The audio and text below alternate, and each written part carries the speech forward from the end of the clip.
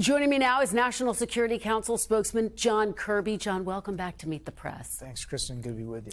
Thank you so much for being here. So Iran says this attack is over. Israel's defense minister says the confrontation is not.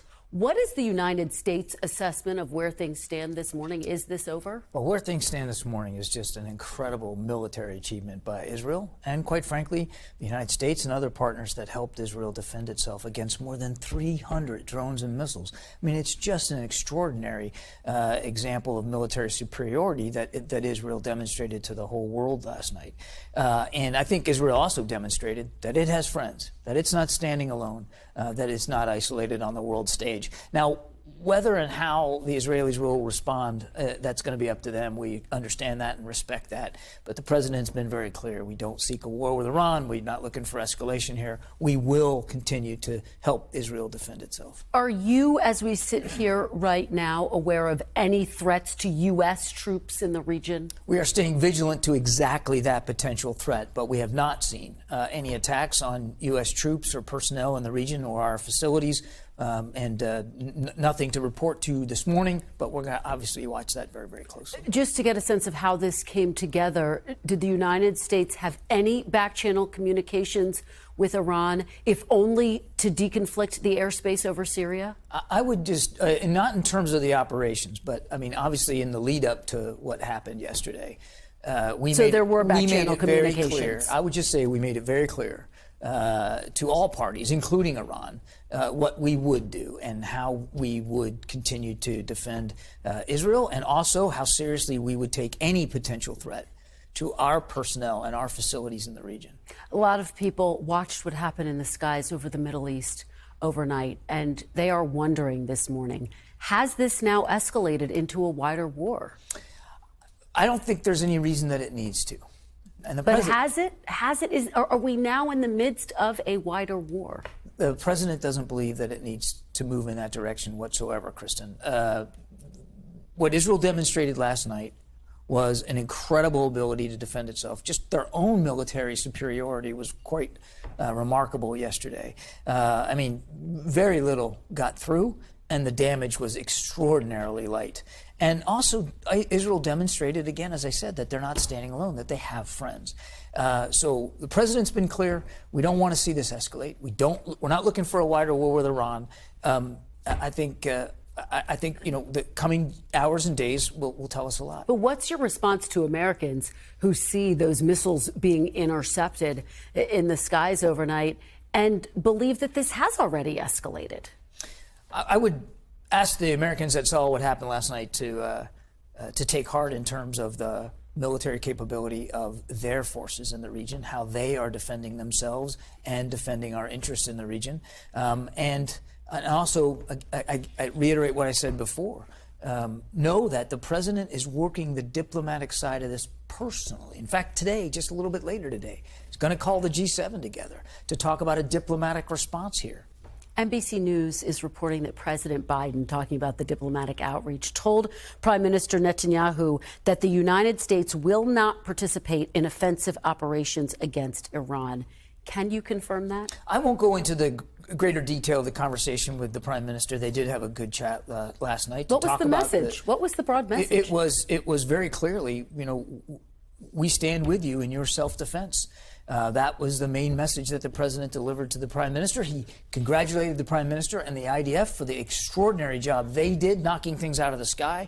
But I won't go into more detail. Again, I just go back to what the president has said time and time again. We don't seek an escalation. We don't seek a wider war in the region. So did he warn Israel not to respond? Did he say take the win, as has been reported? I think the president was, again, very clear with Prime Minister Netanyahu about the success that they enjoyed last night and the impact that success ought to have. Are you anticipating a counterattack by Israel? And do you expect, has Israel given the United States any assurances that it will give the U.S. a warning, a heads up before it moves forward with any type of counterattack? Whether and how the Israelis respond is going to be up to them. I'm certainly not going to get ahead of their decision making. If Israel does move forward with retaliatory strikes, are you concerned that there will that he will not be responsible about it, given that the United States was not given a heads up before Israel lobbed that attack in Syria against Iranian officials. We have and we will stay in touch with our Israeli counterparts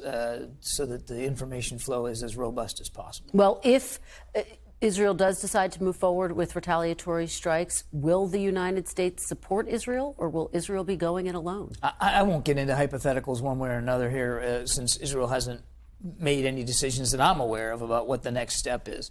They performed extraordinarily well last night, and it really was a largely unsuccessful attack by Iran. That is noteworthy, and that should be remembered. And again, as I said earlier, it wasn't that they didn't do it alone. They had the United States support. And as the president said to the prime minister last night, that support for Israel's self-defense will stay ironclad. It will not change. Some Republican lawmakers are calling for the United States to respond directly to Iran. Has President Biden ruled out the U.S. launching a direct attack? As I said, the president has made it clear. We do not seek a war with Iran. We don't seek a wider war in the region. Is a direct attack off the table? Is it off the table? As the president said, we don't seek a war with Iran. What is the red line that would cause the United States to get directly involved? Well, my goodness, I mean, if we could sit here all day talking about what is and what isn't a red line, I'm not going to do that. I don't think it's helpful to get into hypotheticals. Let's focus on the task at hand. And the task at hand last night was to help Israel fend off hundreds of drones and missiles, and they did that successfully. Isn't the United States already involved to some extent, though, given that, as you say, it did counter a number of those drones that were directed towards Israel? Yes, that was a purely defensive mission. It was completely consistent with our obligations and our commitments to the defense of Israel. And again, Kristen, it wasn't just us. Other nations participated as well. How many drones, how many missiles did the U.S. shoot out of the sky? I don't know what the final tally is. I think the Department of Defense will probably be looking at that, but I think you could safe to say several dozens of drones and missiles that the United States helped down. President Biden said this week that Prime Minister Netanyahu's actions in Gaza are a, quote, mistake. Do you trust his judgment in deciding how to respond to these attacks? He's the prime minister of Israel. He's the elected leader of their government. We're going to continue to work with him, advise him, provide counsel and perspective, as well as make clear he knows, and I think he does certainly from last night, that the United States will continue to help them defend themselves. I mean, there is still a very dire humanitarian situation in Gaza. And after the last call, not last night, but the one before that with the prime minister assured the president that he would work to meet some of the president's requests with respect to increasing the aid, opening up additional crossings, getting more trucks in.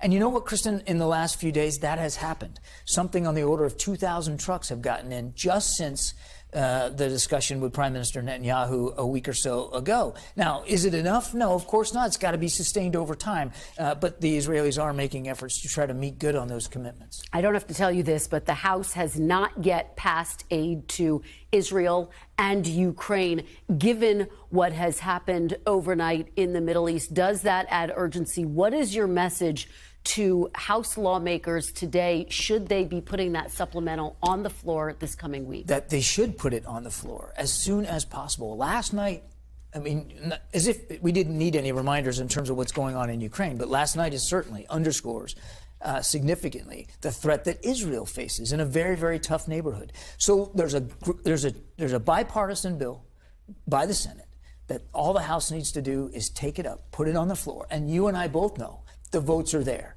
But we're just looking for leadership out of the Speaker's office. Get it on the floor. Get it voted on so that not only Israel can get additional resources to defend itself, which they clearly need, but that Ukraine can as well. All right. National Security Council spokesman John Kirby, thank you so much for being here this morning. Really appreciate it.